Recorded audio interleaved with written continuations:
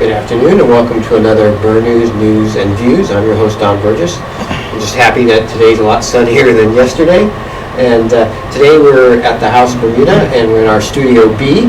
And our guest today will be talking about small business, medium-sized business, and entrepreneurs and entrepreneurship. And we have Sean Whiting, Pleasure. Jennifer Ward. Hello. And Antoine Allboy. Hello, good afternoon. Good afternoon. So we're going to start with Sean. Why don't you just tell us a little bit about what your business is, and then we'll proceed on so the viewers know what each one of you guys do. So my name is Sean Whiting. I started my time in this industry as an independent technician. I've gone through one business, and then following that business, I established this business, Crown Consultants Limited. Crown Consultants Limited is a concierge technology repairs and consultation platform, and we try to provide the highest quality IT services and solutions to the local community. Beyond that, we're a bit of a repair store platform for cell phones. We do one-to-one consultations between the customer and directly with the technicians, and I try to take, as best as I can, I try to take an active role in the community with where it concerns small business. Okay, great. And you recently just started, well, not recently, but within the last year, started a Facebook page. Why don't you explain a little bit So about that? the Facebook page I started is Bermuda Small Business and Entrepreneurship. And the reason I established it is because us as a business, we've had a lot of success, I would say, with Magic's List. It's done a lot for us. It allowed me to sort of infer what the community wants from a business, what do they need, and more importantly, how I can, as a business, learn from that. But Magic's List is mainly for reviews. There's other platforms, People's List, that is really for sales. Recently, there's Island Price Hikes, which is sort of brought a little bit of a conversation in this country about pricing, how that's done, and how we can get a better grip of it. But there really wasn't anything for independent small business owners. There really wasn't anything for managers, individual workers. There was no platform for anyone to grow from, learn from, or sort of benefit from each other. So I established the platform. I added an initial group of 4 to 5 administrators. So it really wasn't just a group of myself, and I've tried to have it grow organically. As it's grown organically, we've had a recent addition, which is Gussie Godwin, and he's had some success on bringing a tourism perspective to the venue. And I look forward to his direct involvement going forwards, because he really has a can-do, get things done attitude, and he's really emphasizing, you work hard, you're successful. Jen, I've known you probably longer than anybody else on For sure. today's panel. And you've done a lot of different things, so what are you doing now? And maybe you can explain some of the things that you've done before. Some of the things I've done a lot of things, but a lot of the same. So in 2000, well, I guess before 2000, I was in the restaurant business. I did a hospitality management degree. Then in 2000, started a design company called eMedia, and did that for, still really doing the same thing now. In 2017, I had a baby, who's now 3, and needed a sort of refresh and a new sort of rebirth of the company. So I rebranded to be called Inspired. So we're still doing a lot of the same social media, website development, marketing, design, all of that kind of stuff that an advertising company would do. And also have run Island Property News magazine for a long time. So sort of growing that and evolving that into sort of its new iteration for 2019. So that's kind of what I'm doing now. You sort of have a unique perspective that the rest of us don't, because as a mother and trying to run a business, I'm sure there's a lot of different challenges than for sure. Who typically have, rightly or wrongly, are said to be a little bit more hands-off after a baby's born. I mean, most dads are probably in there, but the mom's really carrying a lot of the burden. Yeah, I mean, for sure, especially in my relationship, it's that way. And over the years, working with many staff, a lot of women who had babies, I was in the position, of watching them have to go and get their children and be the ones to do it. And so now it's as an older mom, not that old, but somewhat older mom, now I'm the one that's like, I gotta go 4:45, 5 o'clock to go pick him up, and there's not really much wiggle room on that. So yeah, it's interesting. It's definitely a change of dynamic and a change of perspective when you're running a small business as to why you're doing it. Why are you still in business when you have all these responsibilities now of a little guy needing milk? So, why are you still, and the price of milk, don't go there. But why are you still an entrepreneur in that situation? So it's made me think about a lot of things over the past couple of years, for sure. Yeah. Antoine Alboy, I've gotten to know you a lot better this last year or so through a few things.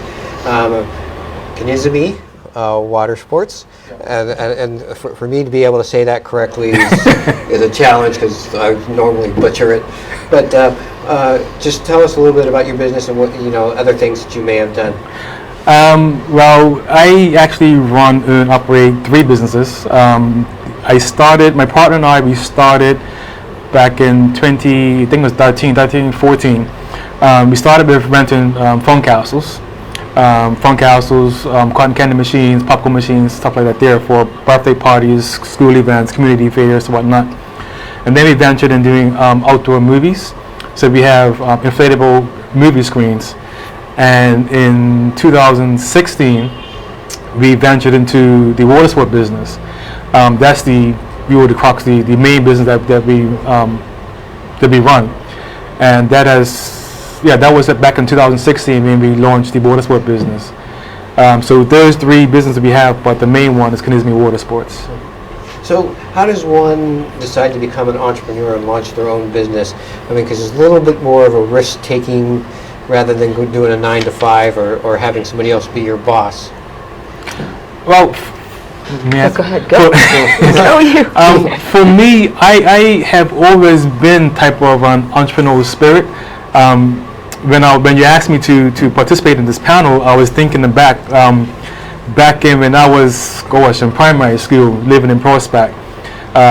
Some friends of mine, we found some of those tags in a trash bin one day. I shouldn't be saying this, but we found some tags. We found some tags in a trash one day, and we ran around the neighborhood and sold them for like 5 cents. And then from the money we made, we went to the local mom and pop shop and bought candies, chocolates, and the type of stuff. So I've always had the type of spirit in me. But as far as being a full-time entrepreneur, that was forced on me. Well, prior to 2013, I was doing things here and there. But as far as being a full-time entrepreneur, I was made redundant from my job in February of 2013, I think it was. So back then, it was either sink or swim. The market was difficult trying to get back into getting a job. So I was trying to figure out, okay, what can I do to put food on the table to help pay the bills? And then I spoke with a friend of mine. The year prior, I rented some of her phone castles for an event one time, and it was made pretty decent money and whatnot. So when I got made redundant, I decided to get money in and go into the phone castle rental business. So for me, it was like, I was sort of, I don't want to say forced into it, but I had no choice but to do it. Like I said, because getting a job, I applied for other jobs, it was unsuccessful. So it was survival for me. Jen, you look like you wanted to jump in. Oh, yeah. It's funny because having worked with like a lot of other different entrepreneurs in different ways, and so many people say the same thing, where it's like, well, I was kind of suckered into it. Like, coincidentally, this happened, or I was forced into it. It's like, I think that for me, I was like somewhat suckered into it. I was in a miserable spot, feeling like I was 50-something running a restaurant, and I thought, what am I doing? I was 24, and my partner at the time said, hey, you did accounting 101. Like, come on, you can do the accounts and do that. And so it's like, yeah, that's a great idea. And here you are, like 19 years later, you go, well, what have I done? But start to question.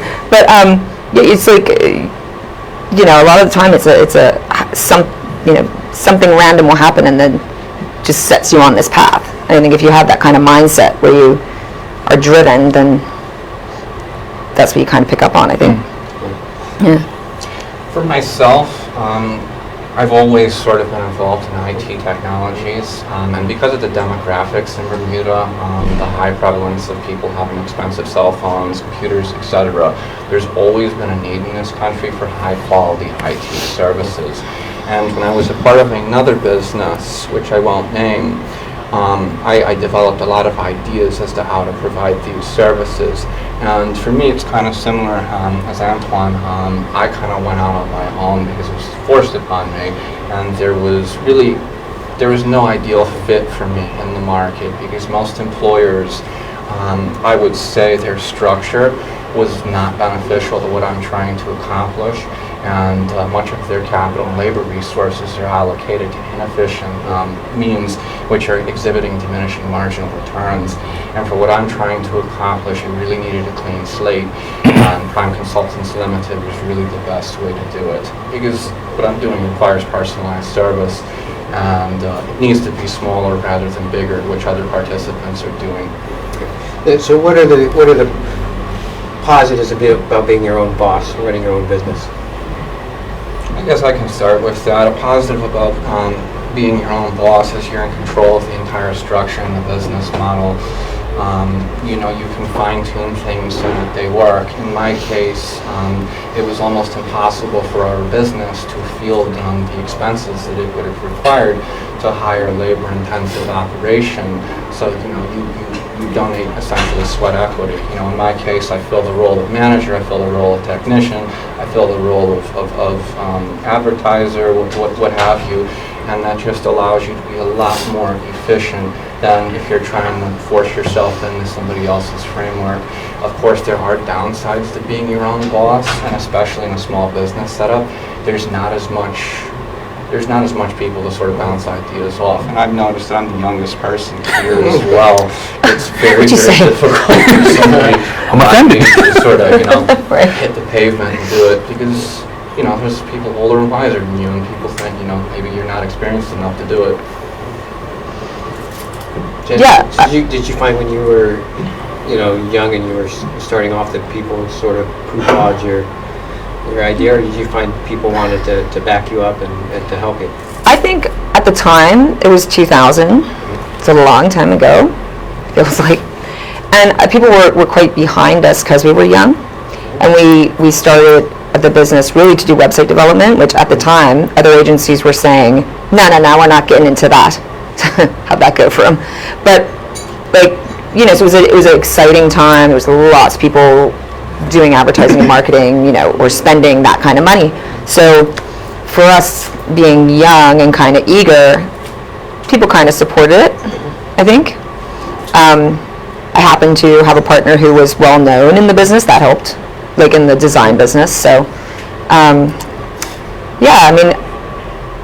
times were good, and then times weren't.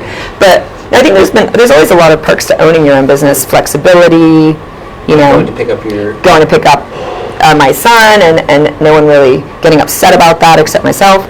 And, getting, I guess, I know when I can take time, and I'm able to do that, on vacations, or I take a morning off if I want to or need to, so that's always a bonus. Well, I know part of the thing, because you mentioned about the website development. I can picture your website from back then. Do you remember it? And I remember it. But I also remember people in 2000 still saying, "Oh, this internet thing's a fad. Yep. You don't. If you have a business, you don't need a website." Yep. Sort of thing. And there are people that still say it now. Hello. Now it's if you don't have a Facebook page, come on. You're not in business. So it's really interesting the difference from then to now. Definitely. If I may just make one comment, since you mentioned website. When we relaunched our business with Sam Roberts, who is an award-winning Bermudian technician, we added a brand new interactive website, and I can't tell you the night and day difference something like that does. If it's interactive, if it's dynamic, you can work with it.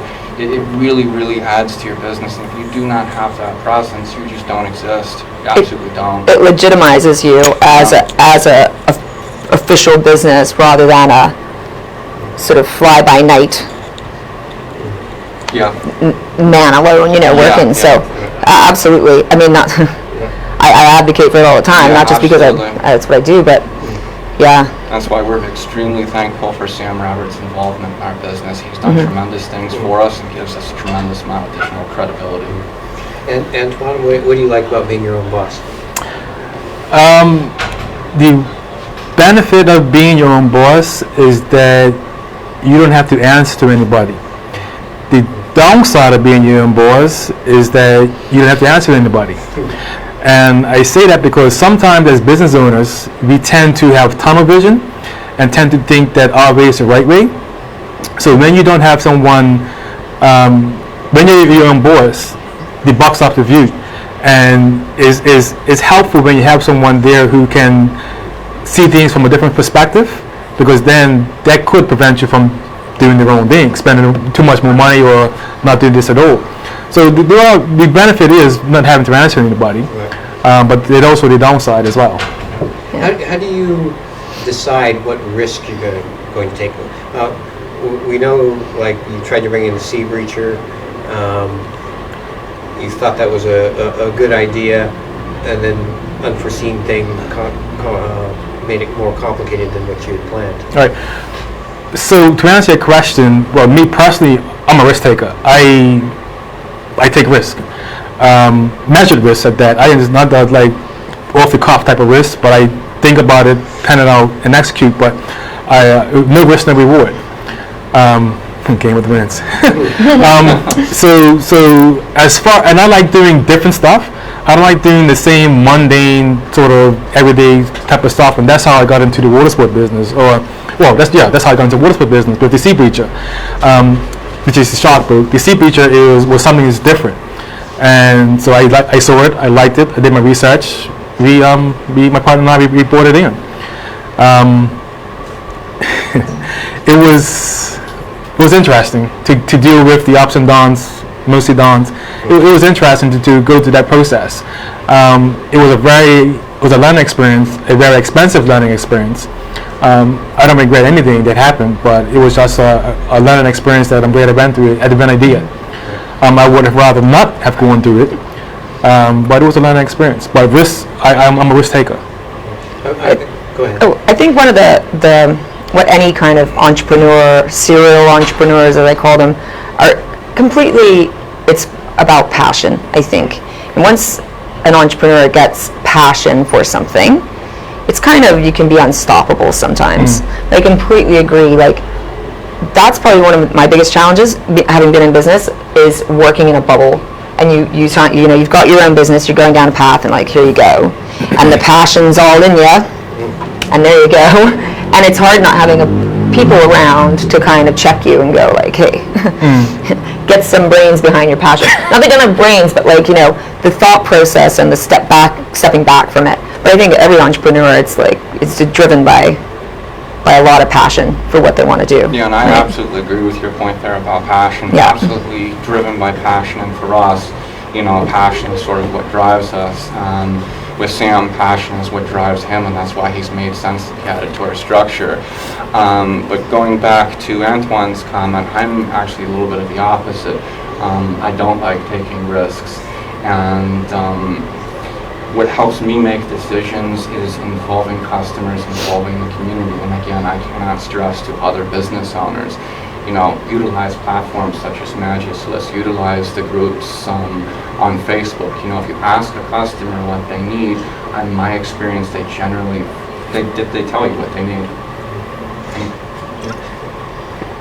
What's some of the challenges that you face? I know, again, going back to Sea Breacher, which I'm familiar with, and I personally loved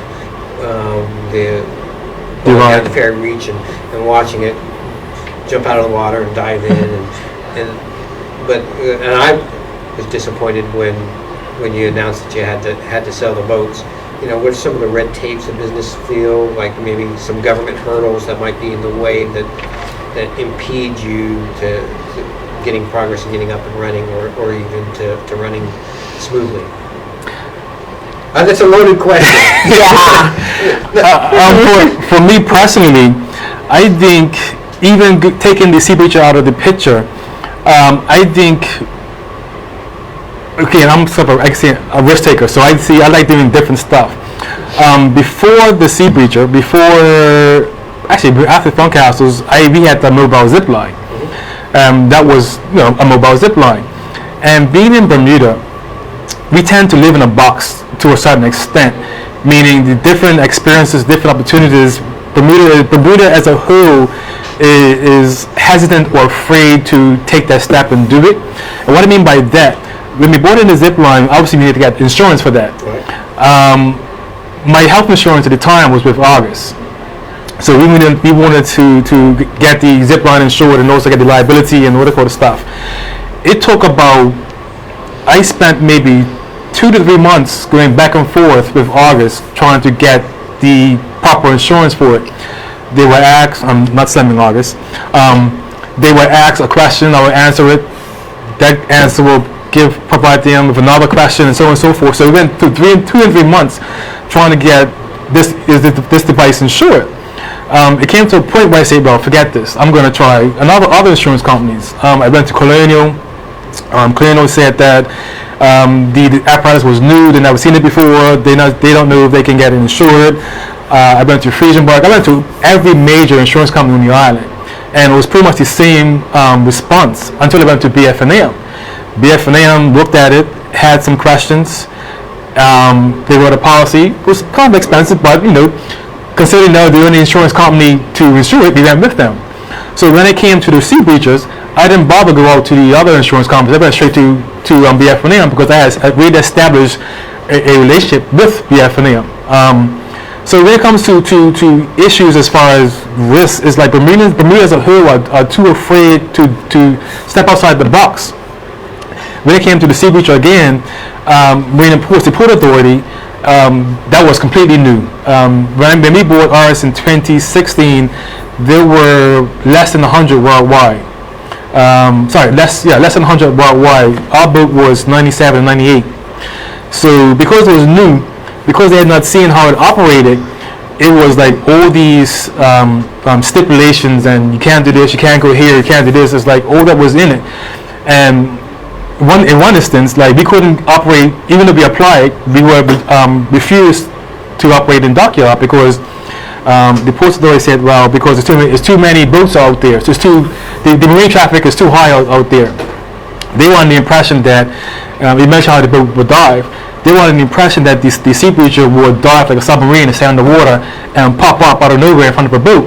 It can't happen. Well, I saw like when you said that you were selling the boat, I saw some people saying the same sort of thing, that it was a submarine on Facebook, and I'm like, okay, I've seen it operate. No, it's not the way it Right. works. There was no way that the Sea Breacher will go underwater, stay underwater for 10, 15 minutes, whatever, and then pop up out of the water. But again, because it was new, because it was different for Bermuda, certain people had that impression. So they said, well, we don't want you to operate around other marine traffic. And even as you can attest to, when you see it operating in the water, that craft throws off a very huge weight. So you can see that 200-300 feet of weight coming towards you, or going away from you. So there was no chance. I shouldn't say no chance, but it was very unlikely there would have been a collision of any vessel if I was operating in St. George's or Dockyard or wherever.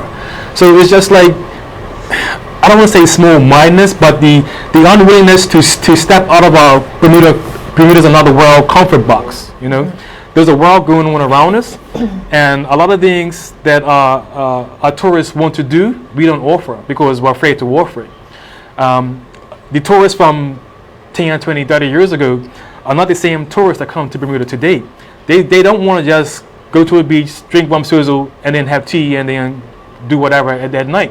They want to do water sport activities. They want to do activities that are fun, sort of adventurous on both land and sea. And we have to offer that. If not, they will go somewhere else. Yeah, I know, like the BTA, they have their tourist personas that they're trying to attract, and one's the young adventure seeking. They don't want to come here and just lay around. They want something fun to do. Right. If the government is giving BTA millions of dollars, and BTA is spending that on advertising, seeking out the thrill seeker, the adventure, whatever, and we have nothing to offer them except jumping off a cliff at Amity House. It's like, what? How can Bermuda regain our foothold in the tourism industry as one of the top destinations in the Caribbean.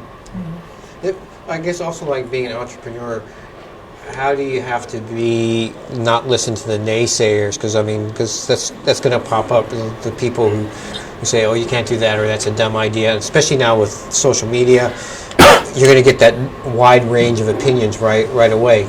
Do you have to have a strong heart to be able to, or a strong mind to? Yeah, I would say for sure. I think in Bermuda, one of the things that I've noticed with different entrepreneurs, different types of businesses, is people's complacency for supporting those small businesses. And I mean, you see people posting all the time, support small business, because that's the only way we're going to grow. And I think, definitely what I was trying to start last year was very much like, oh, why are you doing that? Why are you doing this? And it's hard to kind of combat that when you have a passion for something. I would say it's especially hard right now, and add a little bit of my own perspective to this little dialogue. Part of this country's, what's the word I want to use, they don't really want to go about, innovation, is because it's stifled a little bit. There's not as much liquidity that once existed in Bermuda, and without the finances to really fund a lot of these small business endeavors, it's kind of hard for a lot of them to take up and, pick up and do well. So that's a little bit of it, I would say. And one way government, I think, can help with that is to acknowledge what's occurring in retail. And I always look back to the retail sales index, and that's right now that's posting about 11 months of consecutive decline. And that needs to be addressed. We need to recognize that this country is in recession, and if we don't recognize that, it's going to be very difficult for people like you and me to, go out there and really hit the pavement, because there's just no money, and if there's no money, there's no business. Well, go ahead. So, yeah, go ahead. Yeah, go. Fine. To touch on something that Sean just said, that financing for small businesses, for young people, I consider myself to be young. Yeah, for young people. Of course you are. For businesses who are starting out, getting access to capital is very difficult. If you don't come from the right family or have the right connections, trying to get the money you need is going to be next to impossible. Bermuda we don't have the angel investors, and the few that Bermuda has access to, they are sort of geared to a certain market. I remember speaking to someone, I believe was from BEDC, and the angel investors they had were geared to a certain market. And the banks. Get started on the banks. So it's difficult for there are plenty of people who have ideas out there who can get started, want to get started, but don't have the capital to do it. The BTA is great, whereas they have the experiences where they fund some businesses, but that's only geared towards the tourism industry. What if there's a business or businesses or entrepreneurs who have an idea that's not geared towards the tourism industry? Where do they go? Thankfully, I believe in this year's budget, I think government increased the BEDC's budget for loans and whatnot.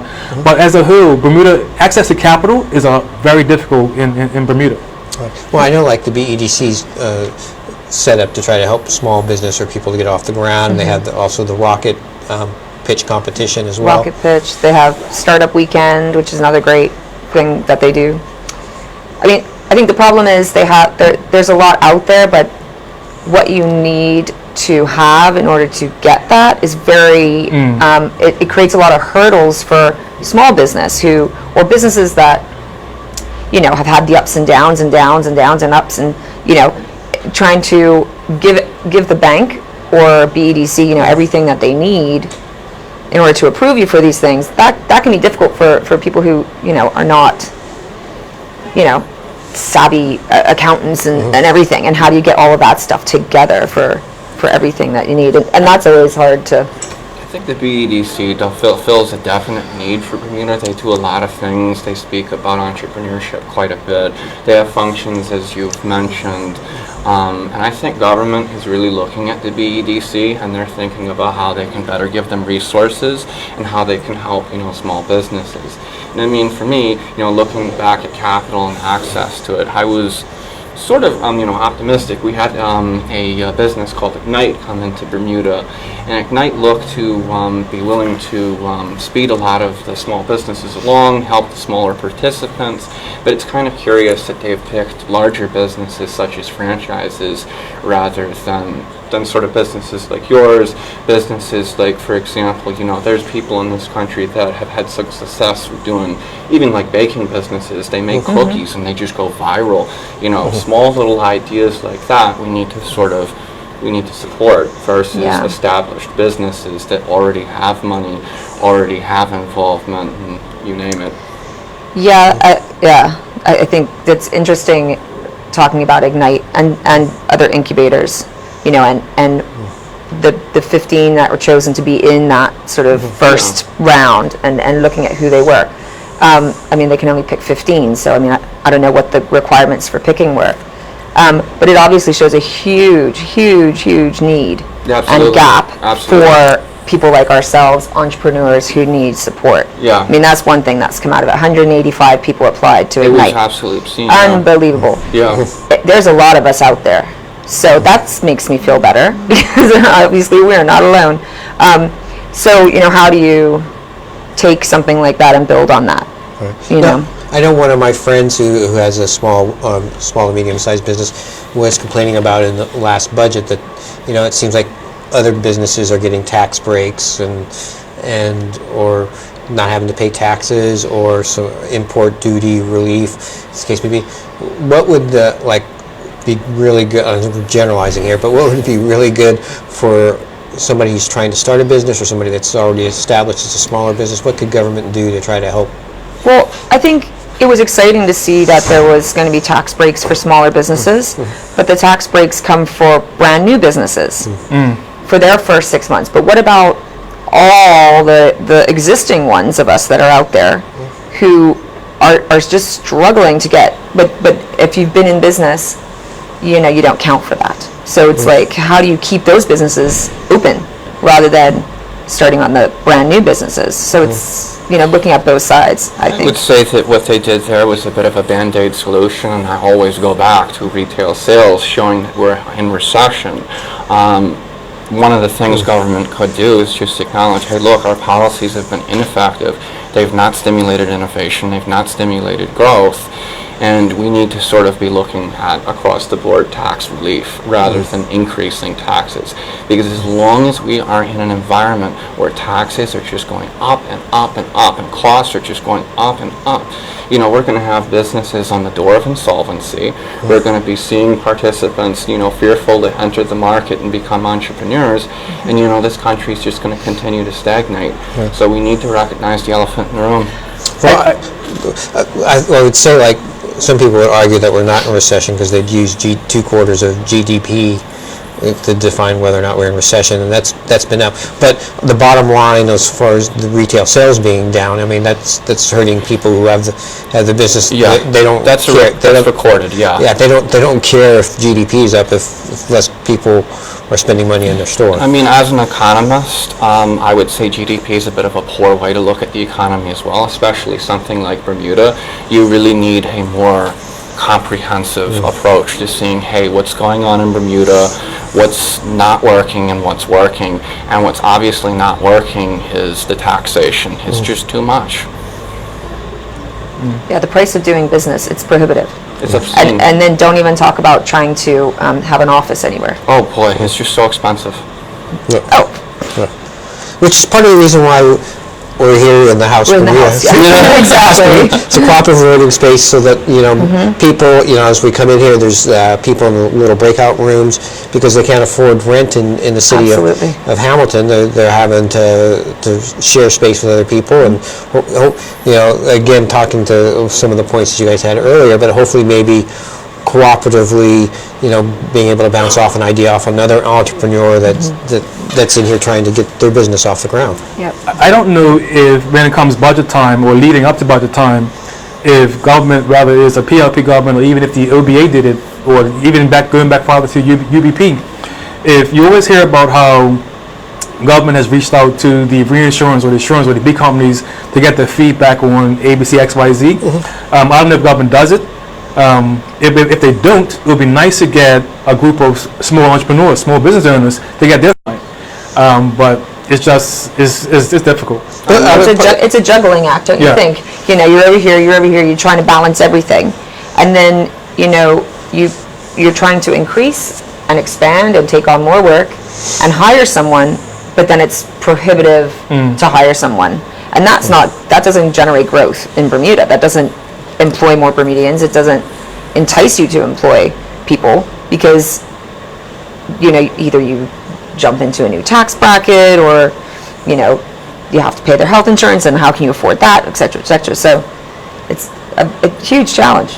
And you want to abide by the rules and regulations as far as, okay, if you have an employee, social insurance, health insurance, payroll tax, but it becomes very difficult when, which Jan mentioned, that look at the recent debate about health insurance.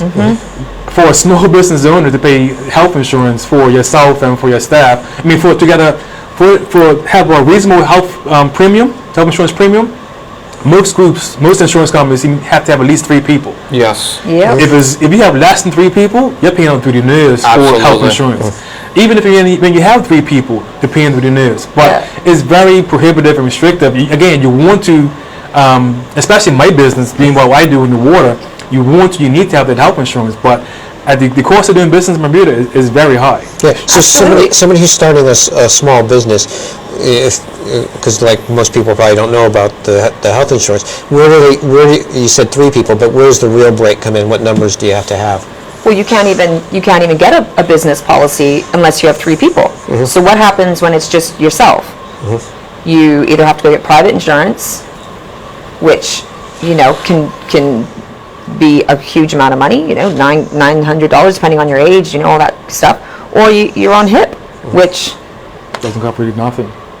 or you just don't have insurance. So and I think there's a lot of that going on. And also, Small unfortunately, business. not to be sexist, but when you employ women, that's your insurance for that female is going to be higher. Because I remember speaking with an insurance person last year. They said, well, the more women, if you have a woman, or the more women you have, your insurance premium is going to be higher because women, they're what's called as people, They make babies? no, That's what it is. the And you actuary. have to go for more appointments. The as well. actuary said that, well, because of the female anatomy, they'll tend to be sick more, the pregnancy, the issues with that, and so female employees cost you more for insurance, which is unfortunate, but that's how. Or the age, Yeah. age of employees. So you think, you can, if you're going to hire someone who's older, may put up your whole insurance policy. Yeah, and that's a real issue for some people. I know someone who had a business. I think they had about 12 to 15 employees, but they had one person who was really sick. And as much as they wanted to hire him because that person was sick all the time, their insurance rates for all the employees went up because of the group policy. Yeah. So that makes a business decision. It's all about that. We want to stimulate growth, but you don't want to pay someone so much because it's going to jump you into that next tax bracket. These are it's all takes into consideration, and how is that beneficial? You talked about having capital and financing. If somebody was going to be starting their own business, what advice would you give them before they went to the banks? I'm not the person. My immediate advice, I think, to anybody that's thinking about getting involved in small business is, if in this economy, with the taxes the way they are, with costs the way they are, if you are not prepared to live, eat, and sleep your business, if you're not prepared to give your heart and soul, give that sweat equity, you're going to fail. You're absolutely going to fail. You're going to hit insolvency very, very quickly. Yeah. So what sort of things are the banks looking for when you show up on their doorstep? They're looking for very, very defined business plans, very thought out business plans. So it just can't be scribbled. It's don't come in there with a piece of paper and this is my idea. And because chances are when you get your act together and you go back, they're going to be like, well, we remember you. And so you really got to have all your stuff in a row, like even down to 3-year projections, 3-year cash flow projections. what do your sales look like over 3 to 5 years even? And that's hard to do, like, especially if you're thinking of a business that's going to grow. How do you forecast that? And in general, an entrepreneur, like, we have big ideas. We think big. We have visions. We have passion. I keep saying passion because that's how I roll. But cash flow for 3 years and budget. I mean, BDC is quite good in that you can get a lot of resources from them on this stuff. But it's having the knowledge that for the general person to put all that together. It's hard. It's hard to do that. Also, this goes back to my comment earlier about Bermuda being mundane. I found in my personal experience, my partner and I, we went for a lane a few years back. This is when we was going for the zip line. We had a lane for a zip line and for a truck because we had the fund castles. We wanted to have a truck to be able to transport the fund castles. Because the zip line was different for Bermuda, they said, nope, we won't give you a lane for that, but we'll give you a lane for the truck though. So it was like, if you have a different idea, that's new to Bermuda, you're going to have a hard time getting funding from the bank. Absolutely. Banks. And as much as I think the banks will say they want to support small business, I think it's very hard for them to support something new because it's not proven. There's no track record, yes. There's no track record. There's no proven sales. There's no, even for a business that's been around for first and second year, if you're an existing business, they want at minimum 3 years of full-on financials. That's established The full, business. proper accounting, not a spreadsheet. Don't rock in there with like on a piece of paper, these were my books, And you have to really have your act together this day. And even so let's say you have your business set up, and even trying to get a business account set up now. Well, if you're a limited company, especially if you've gone through the process of being a limited company, which is doable, getting a bank account set up. KYC. Oh, not even that. MG KYC. Not to jump in, but again, my experience, this is hilarious. We had a company, limited, set it up as an LTD, and went to open up a business account. This is when we started the border sport business, to open up a business banking account at Butterfield. They took the paperwork application, but they wouldn't open the account until we got the social insurance number, the payroll tax number, until we got a payroll tax ID. I left the bank, walked to the payroll tax commissioners, asked them apply for payroll tax ID. They said no. You will get a payroll tax ID 3 months after you open up. So then I went back to the bank, same day went back to the bank and said, well, I can't get a payroll tax ID because the business hasn't started running yet. Well, we're going to launch in a couple of months. So I can't provide you with a payroll tax ID until 3 months after I launch. The bank said, okay, well, sorry, we can't open your account. And we wanted to do it the right way, whereas we didn't want to commingle our personal funds with the business funds. So it was essential for us to have a business bank account. But on one hand, the bank refused to open up the account until we got the payroll tax ID. The tax commissioner said, well, no, we can't give you a payroll tax ID until 3 months after the quarter you start opening up a business. So it was like caught between these two entities. It finally happened where government gave us a payroll tax ID. But yeah, doing business in Bermuda is difficult. Whether it's financing or opening up or getting permits, it's difficult. It's more difficult than it needs to be. And I find one of the things that is hard is that it, every month it changes. So what you needed to set a bank account up last year, it's now completely different. It's now 50,000 more forms, plus a pint of blood. I feel like really, it's like what and how do you manage that? It's you need a lawyer to help you do it if you're a limited company. So then you start going, well, why be a limited company when I could just easily set up a bank account if I wasn't? So it's all these things, all these things to consider.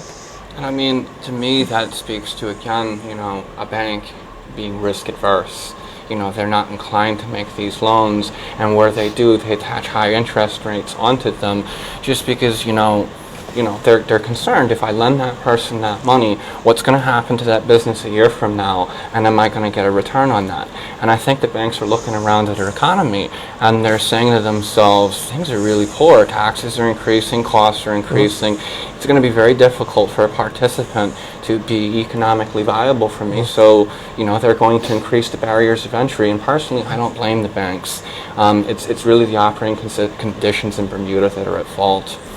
But the problem is there's not really other options except for BEDC, small loans, or grants. Which is why I think the Ignite program was going to be a really beneficial thing to Bermuda, but instead, it's paying in money to businesses that are franchises and expanding across the Caribbean. But I think, I don't know if that may be one of the businesses in there, but I think an incubator is fantastic, but there's also reality of running a business, and if, a lot of these incubators that are out there now are free, which is great. We all want free, but is that realistic over 8 months of time if you're in an incubator? 18 months, sorry, where you haven't had to pay anything, and then all of a sudden, then what do? Hopefully, you've stacked a lot of money away because the reality is there's a lot of bills to pay. So it's about creating a realistic kind of road, I guess. That's why you need a variety of incubator programs, and that's why we need to start thinking in terms of what's of benefit to Bermuda. If an incubator program comes here to Bermuda, it should be to the benefit of local community, and especially since their opening premise was we want to help small businesses, expedite their expansion, which in some cases that's not what's occurred. What's a hard lesson you may have learned from being an entrepreneur or running your business that you want to help somebody else avoid the same mistake that you made? How much time do we have left? Yeah, but you and I think we'd be here for a very long time. Is don't be 100% driven by passion. Passion's 100% needed, but I sort of last year had a pretty big failure in my whole business idea, but I'm a huge believer in you fail forward, so how do you learn from that, move forward, fix what you can fix, and how do you make your concept and your idea better, bigger and better. But definitely stepping back, take your passion and step back and really get your ducks in a row first. Which sounds like common sense, but sometimes I think for a lot of people who are like us, risk takers and let's go and this is going to be fantastic, it's hard to do.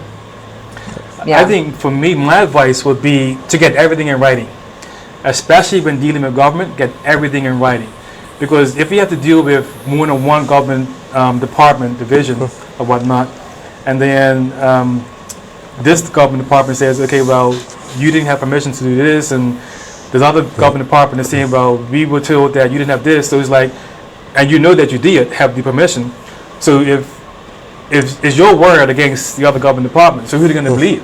Right. So my biggest advice to anybody getting started is get everything in writing, because that way you have something to fall back on if something changes down the road. If a new member of a board comes on, or there's a new board in existence in a year or 2 years down the road, have something in writing, because the board that gave you the permission prior may not be the same board with a new government or even 2 years down the road. So get everything in writing. Yeah, I had a friend who went through a very long, painstaking process with a board, and it took him like 5 years to finally to where the board was going to set and approve.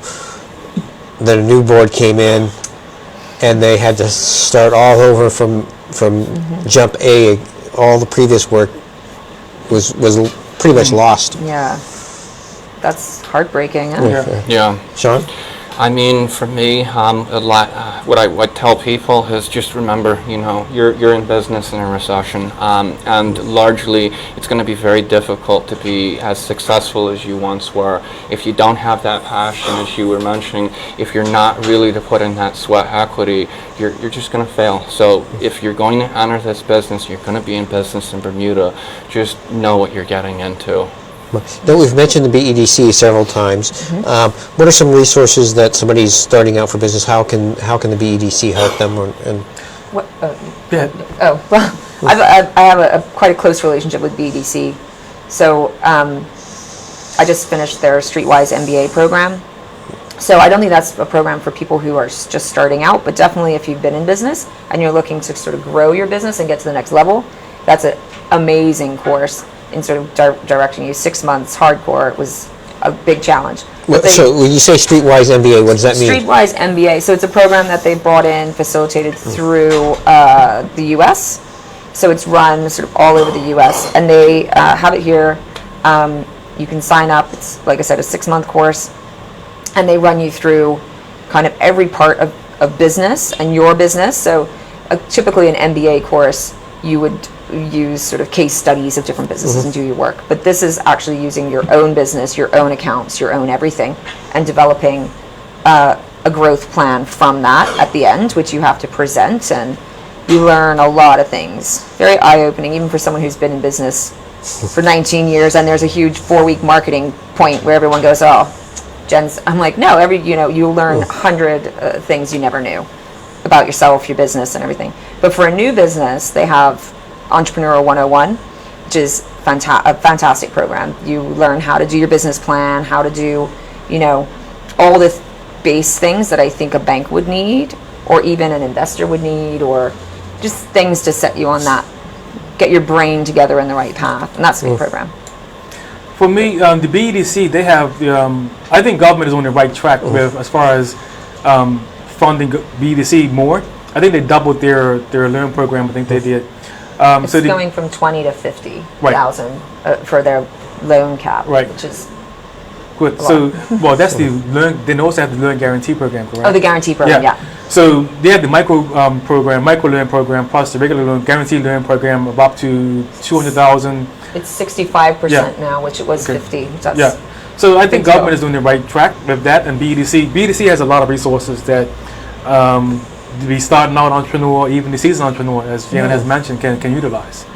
They definitely have a lot of resources online, like how to do a business plan, how to do a cash flow statement, to read and try to figure out, and try to get it together. Well, we're at 55-minute mark already. Right? I said like this would fly by. True.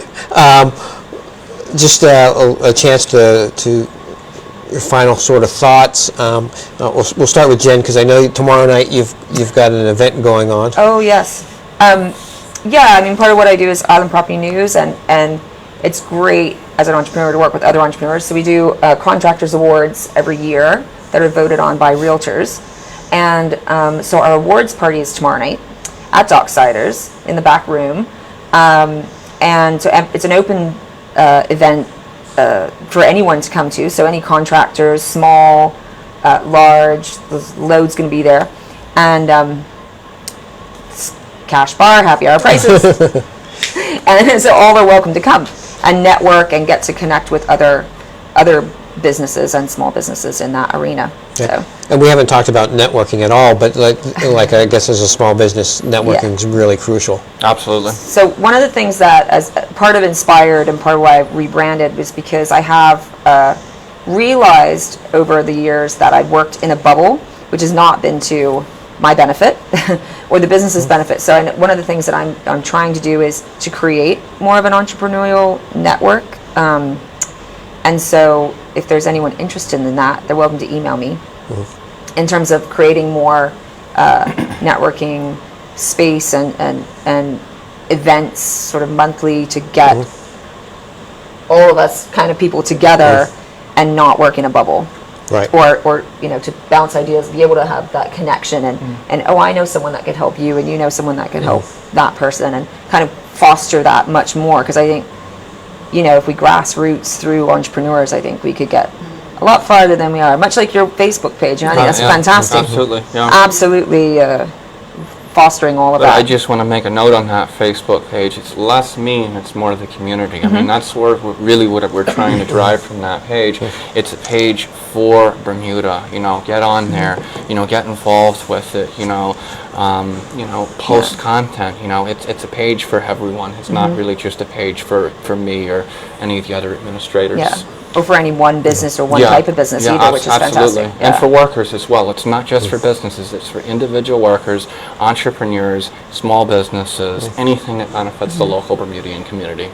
Yeah, I know, like, I found the benefit of networking. You and I were at an event last week with Jared Kleinert, CEO Roundtable, and just the even people who are established veterans in the industry still seeking help and advice, and there was a lot going on where people were reaching out to each other to say, you know, I can help you with that, or you can help, or people volunteering to say, I can help, to provide ideas, and I can put you in contact with so-and-so. Absolutely. I mean, even just from that one dinner, I've got my photographer for tomorrow night. Nathan's taking the pictures, and I'm going right from here to go have a lunch meeting with one of the other people that were there. So it's all about fostering that, and how can each sort of entrepreneur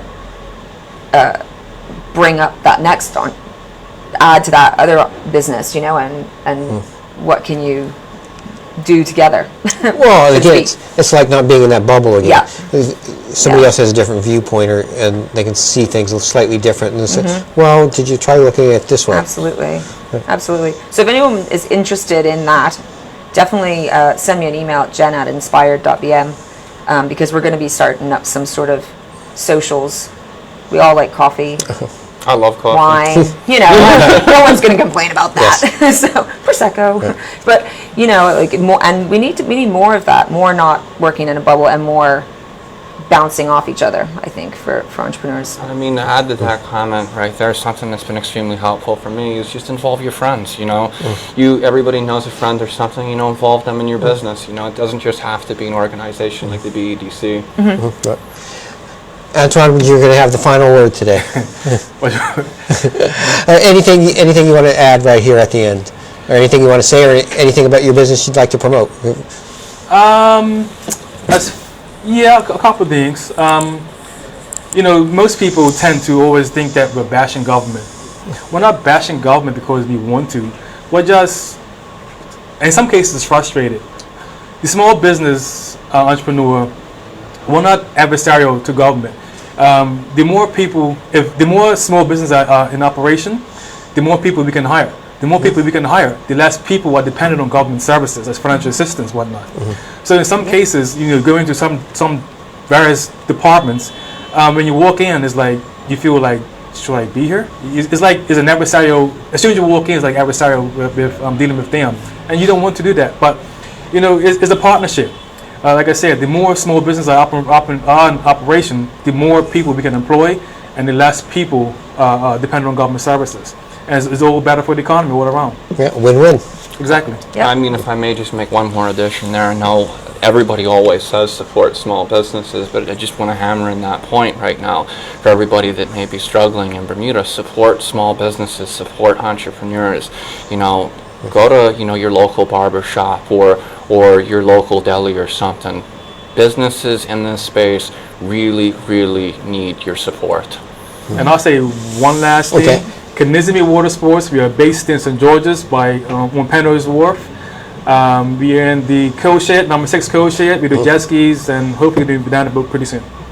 Yes, I'm very excited about the banana boat. Yes. So I'm looking forward to that being here. And Bernie's here. We're supporting small business by having me here as part of this panel. Thanks for having us, Don. Yeah, Very thank you for important having me. topic. Thank you. Thanks. Yeah, so I know sometimes it's hard to get the word out, but we appreciate it. Hopefully somebody, people who are going to be starting up their own small business have learned a few things, and we'll have more ducks. Get in touch. They're willing to help. Obviously, the group. The BEDC is always a great place to start, but ask other small business owners or entrepreneurs, and they'd be willing, I'm sure, to lend an ear and give you some good advice. Antoine Olboy, Jennifer Ward, Sean Whiting, thank you for being here. I'm your host, Don Burgess, here on Bernews News and Views. And as always, have a beautiful afternoon.